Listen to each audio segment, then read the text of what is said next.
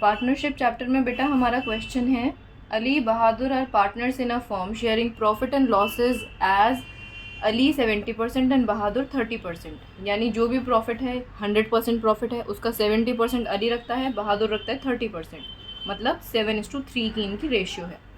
Their respective Capitals on 1 अप्रैल हमें given है, अली की 2.5 लाख की है, बहादुर की 2 लाख की है। बेटा इसमें आप क्योंकि आने वाले सालों में आगे देखोगे वीडियोस को, और ये मैं बना रही हूँ अभी, तो आपको डिजिट्स में फ़र्क दिख सकता है, 0 ऊपर नीचे हो सकते हैं, क्या पता आप लोगों के बुक्स में ये वैल्यू 25,000 हो, लेकिन उससे कोई फ़र्क नहीं पड़ेगा, कैलकुलेशन बिल्कुल सेम है, आप बस देख लेना इसको, ठीक है। तो अली की कैपिटल 2.5 लाख है, बहादुर की 2 लाख है।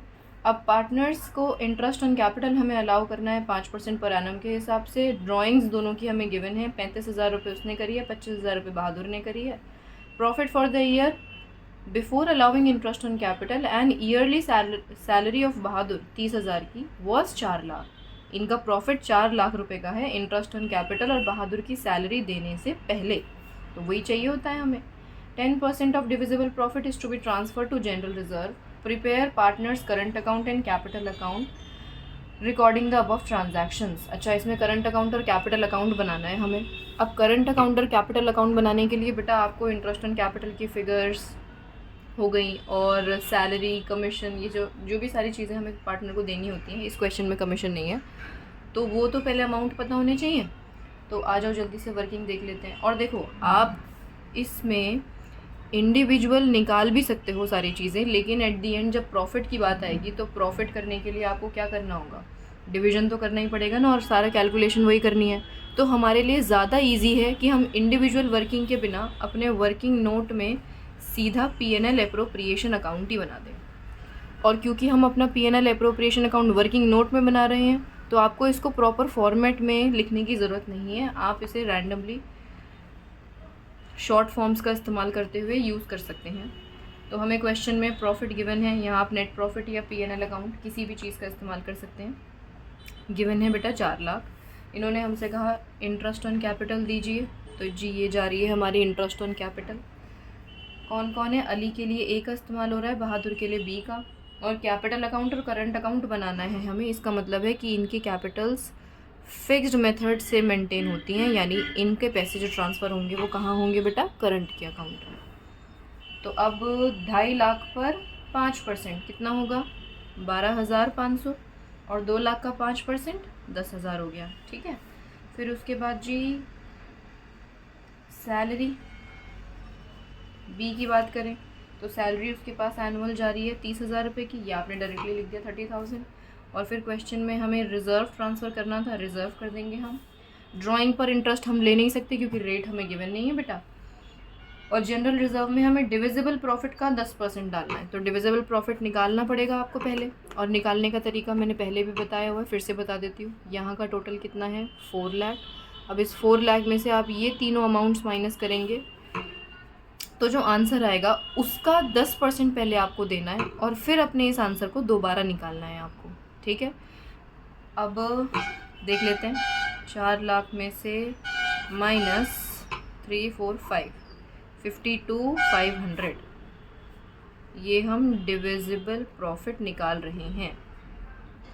तो 4 लाख में से अगर आप ये माइनस करोगे तो आपका आंसर आएगा 34,750,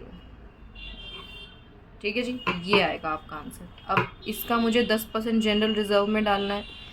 जनरल रिज़र्व में इसका 10% कितना पहुंचेगा, कैलकुलेट करने की देखो ज़रूरत नहीं है, आप इतने समझदार हो, डायरेक्टली आप आंसर देख सकते हो, है ना जी।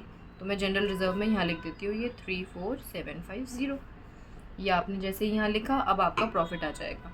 अब आप अपने प्रॉफिट यानी 4 लाख में से ये सब हटा दोगे तो आपका आंसर आ जाएगा 31,2750, ओके।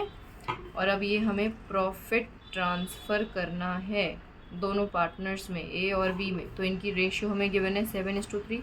7:3 में आप इसे डिवाइड कर देंगे, तो ए के हिस्से में आएगा 218925 एंड 93825 जाएगा बहादुर के हिस्से में। प्रॉफिट शेयरिंग रेशियो से डिवाइड करना आता है ना आपको। ये जो भी हमारा डिविजिबल प्रॉफिट आता है उसको हम डिवाइड करेंगे बाय 10, इनटू करेंगे 7 से ए के लिए, इनटू करेंगे 3 से बी के लिए, ठीक है। चलो तो ये अभी हमारी वर्किंग तैयार हुई है। क्वेश्चन में हमसे कहा था पार्टनर का कैपिटल अकाउंट बनाइए और करंट अकाउंट बनाइए। तो पार्टनर का कैपिटल अकाउंट ए है, बी है, ए है, बी है। ब्रॉड डाउन लिखना है हमें, इनका क्वेश्चन में गिवन है 2.5 लाख 2 लाख, हमने ये यहाँ लिख दिया 2.5 लाख और 2 लाख, ठीक है बेटा। अब क्योंकि इनका करंट अकाउंट है, कैपिटल अकाउंट में कोई चेंजेस होंगे नहीं, तो caret down as it is यहाँ आ जाएगा 2.5 लाख का और जी 2 लाख का, ठीक है जी। और ये हो गए हमारे अकाउंट बैलेंस। यहाँ पर टोटल तो आप लोग लिख ही लेते हैं ना। फिर अगर हम बनाएं पार्टनर का करंट अकाउंट, तो पार्टनर के करंट अकाउंट में बाकी सारी चीज़ें करनी है। इसका भी ब्रॉड डाउन गिवन ही नहीं है मैम, क्या करें। तो छोड़ दो बेटा, जब गिवन नहीं है तो जो बातें दे रखी हैं वो लिखो। हम अब यहाँ पर इनको जो इंटरेस्ट ऑन कैपिटल हमने दिया था ट्रांसफ़र कर देते हैं। 12,500, इसका 10,000। फिर सैलरी पहुँची थी बी के हिस्से में 30,000 की। फिर रिज़र्व तो यहाँ आएगा नहीं, आप ये बात जानते हैं। और क्या आएगा मैम, इनके हिस्से में जो प्रॉफिट आया था P&L एप्रोप्रिएशन अकाउंट से प्रॉफिट। तो प्रॉफिट कितना था 218,925 का एंड 93,825 का, ठीक है। अब आपको ज़्यादा कुछ तो करना नहीं है। यहाँ पर ड्राइंग और लिख दो साथ में, बस ड्राइंग हमें गिवन थी ना 35 और 25, तो 35,000 ये आ गई, 25,000 ये आ गई। दिख रहा है ना आप लोगों को? अरे लो अब दिखेगा, ठीक है। तो ये आ गया यहाँ पर। अब आपको इनका कैरेट डाउन निकाल लेना है बेटा। दोनों साइड को बैलेंस करो, इन दोनों के टोटल में से इसे माइनस कर देना, यहाँ आंसर आ जाएगा। इन तीनों के टोटल्स में से इसे माइनस कर देना, आपका आंसर आ जाएगा। मैं आंसर लिख देती हूँ, आपका आंसर कितना आएगा 196,425 और इसका आंसर आएगा 108825 का। ओके जी, क्लियर है।